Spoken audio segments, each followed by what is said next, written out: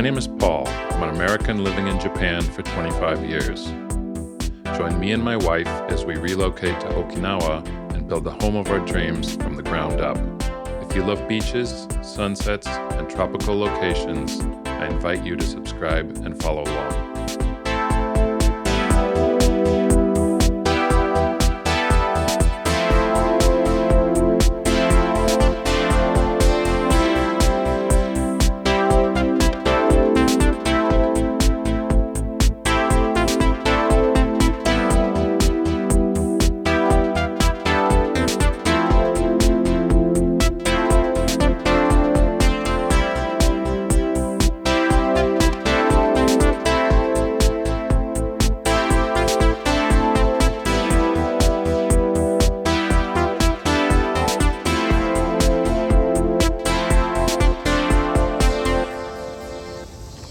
Hi there, it's Paul. About a month after I saw you last time, it's July 24th, and here I am in Odaiba, Tokyo, waiting to see the sunset. Here with the Rainbow Bridge in view as well. I'm feeling pretty relaxed right now, but it's been a stressful past month, honestly. As you remember from my last video, I went up to the land with a guy who had a company who could clear away the old house there, and a stone wall or two, and maybe some of the trees. And as he was going through the land later, after I went back to Tokyo, he discovered that there were numbers on all the trees there, and he sent me a photo of those, and it immediately made me worried that these trees were all, cataloged and being protected, and I wouldn't be able to remove any of them. As it turns out, the trees that had the numbers on them, they're called Fukugi. Those numbers were just put on there by college students from Ryukyu University who study that tree, which is quite common in Okinawa. They're kind of used as a windshield, because they grow straight and tall, and they're kind of like thin, and you can pack them together. And if you have those around your property, you can kind of shield your property from the typhoons that come through Okinawa.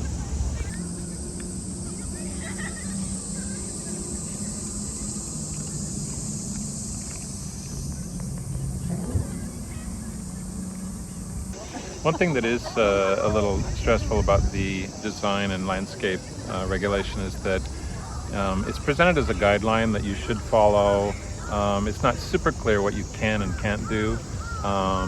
There is a committee who will review your plans if your property is large enough, over 1,000 square meters.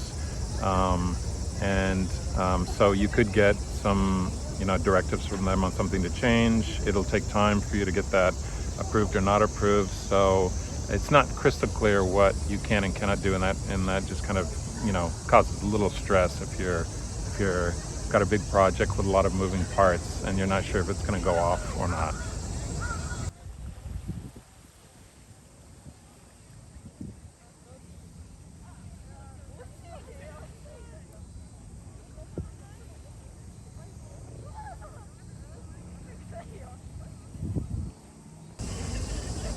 Now, I suppose the smart thing to do would have been to work with a real estate agent on my side, a buyer's agent, who was from that area and familiar with all the regulations, who could advise me on the things to look out for as I buy property.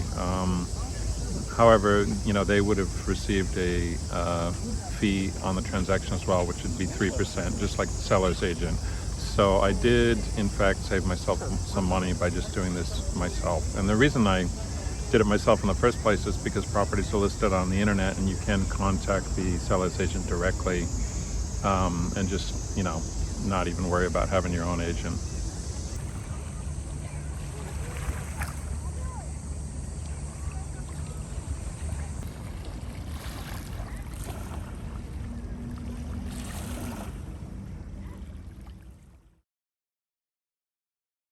So construction costs and design fees was another area that kind of was a bit of a surprise for us. First time for us building in Japan, and also Okinawa construction costs can be quite a bit higher than they are in Tokyo or other places in Japan.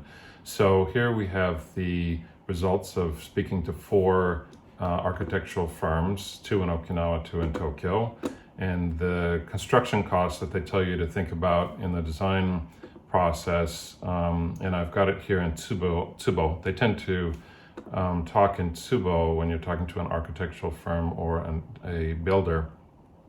And a Tsubo is 36 square feet or about 3.3 square meters. So here are the costs in Tsubo, square feet, and square meters. And most of the firms gave us a range, so I put the range here, and one firm just gave us kind of a base figure. Here you have their design fees in a percentage. One of the firms doesn't work with a percentage of construction costs, but they will give us a quote for their design of the house later. And here you have an example that I put here with it, which is a 200 square meter house and how much that would cost. And below we have the same thing in dollars. So 2 of the firms, the top 2 here, are really luxury architects who just build top of the line houses, sometimes some hotel work or villas or things like that. So their construction costs are quite high. So you've got the cost of the house over here. It's over ichioku yen, over 800,000 US dollars.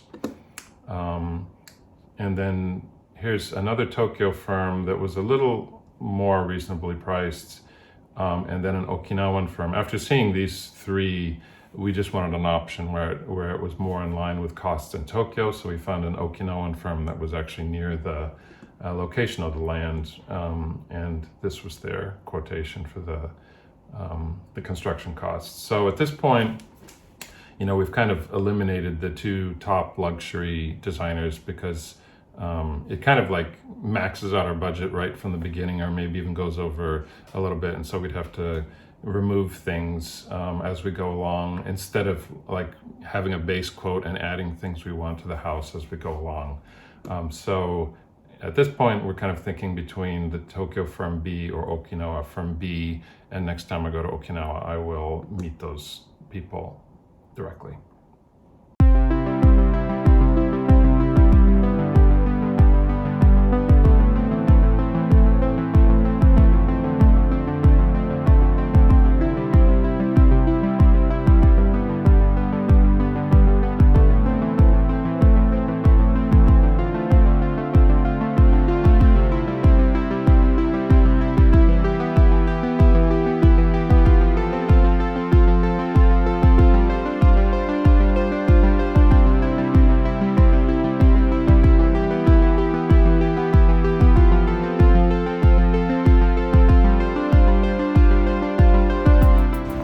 From Naha. It's the day after my arrival, and earlier today I went to meet the seller at his bank and made the final payment for the land, and there was a judicial clerk there to do the paperwork necessary to transfer the title from him to me. So the transaction's all done, and I'm by myself, but I think I'll go celebrate a little later tonight.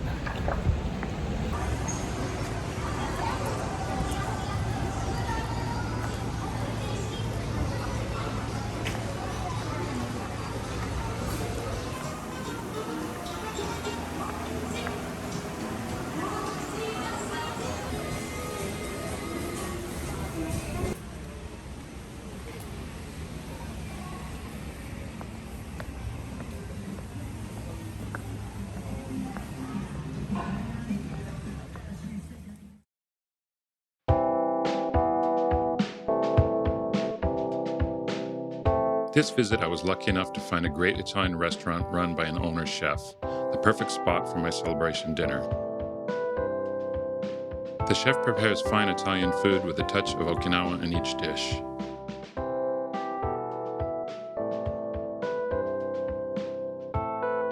This place is about a 10-minute walk from my hotel in Miebashi Station, and also close to Kokusai Dori, the main tourist area. I kind of surprised him by showing up right at opening time without a reservation. Most of his customers are regulars who make reservations when they come, so I do recommend calling first.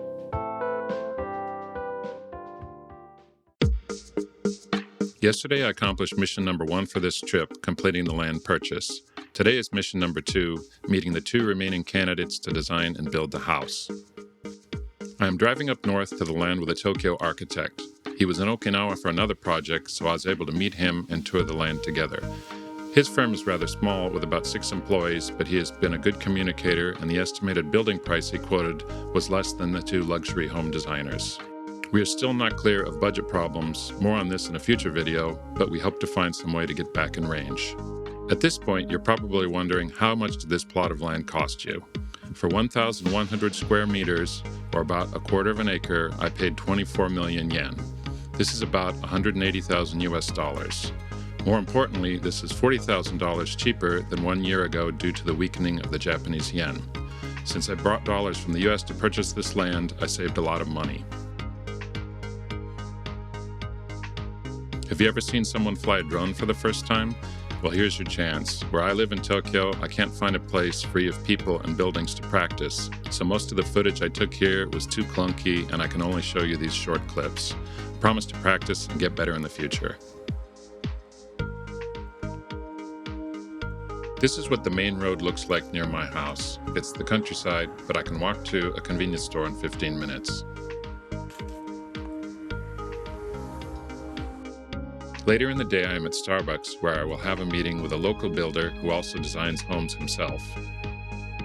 He might not have that much experience building homes of the size and finish we are planning, and he has not been great communicating through email, but as his costs are the cheapest, we really hope he proves he can do the job.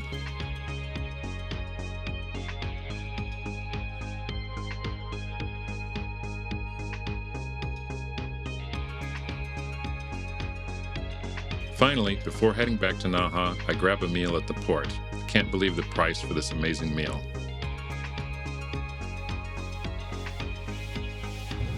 Here I am at the port of Motobu, and I finished my meetings today with 2 architects, and I'm going to take the ferry back to Naha today instead of taking the bus. And here's the ferry coming right here.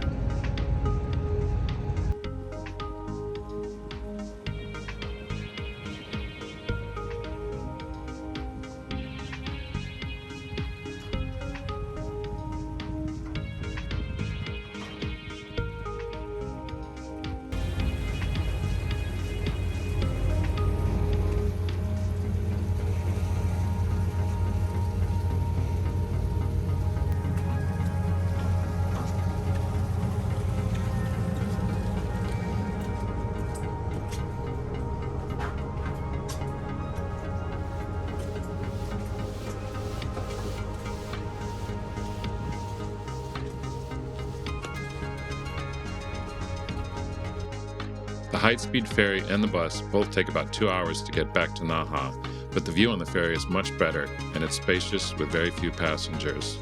It's only 1,000 yen, about 500 yen cheaper than the bus.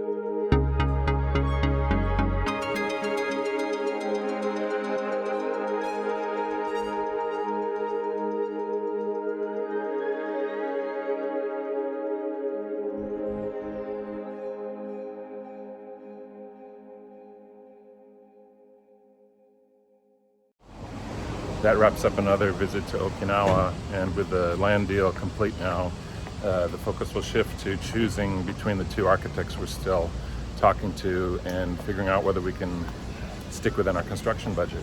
So we'll be back again soon. We'll see you later.